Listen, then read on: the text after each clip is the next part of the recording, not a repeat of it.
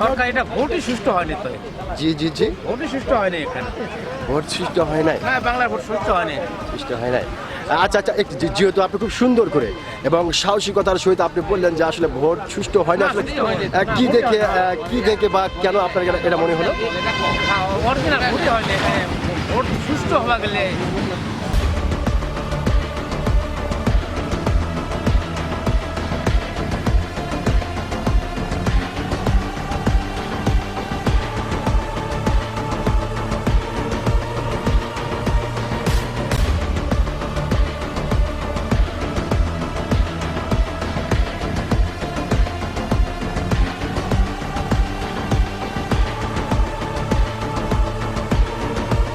আসসালামু আলাইকুম। অসংখ্য ধন্যবাদ আপনাকে কথা বলার সুযোগ করে দেওয়ার জন্য। তো সর্বপ্রথমে জানতে চাচ্ছি আপনি কেমন আছেন? ভালো আছেন, যাক আল্লাহ পাক আপনাকে ভালো রেখেছে। তো আপনার নামটা জানতে পারি?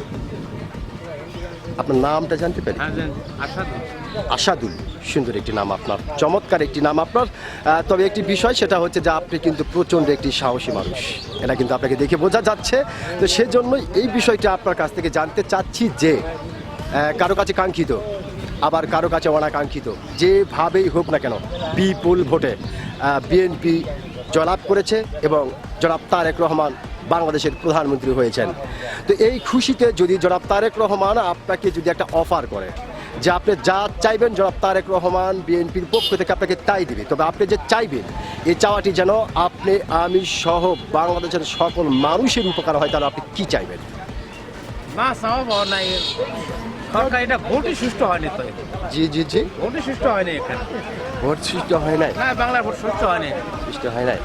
আচ্ছা আচ্ছা, যেহেতু আপনি খুব সুন্দর করে এবং সাহসিকতার সহিত আপনি বললেন যে আসলে ভোট সুষ্ঠু হয় না, আসলে কি দেখে বা কেন আপনার এটা মনে হলো? অরিজিনাল ভোটই হয়নি এখানে।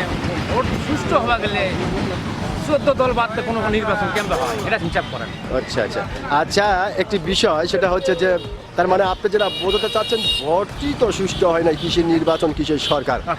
ওকে, ধন্যবাদ আপনাকে। আপনি যে সত্যি একজন সাহসী মানুষ, আপনি কিন্তু আপনার সাহসিকতার পরিচয় দিতে অসংখ্য ধন্যবাদ আপনাকে।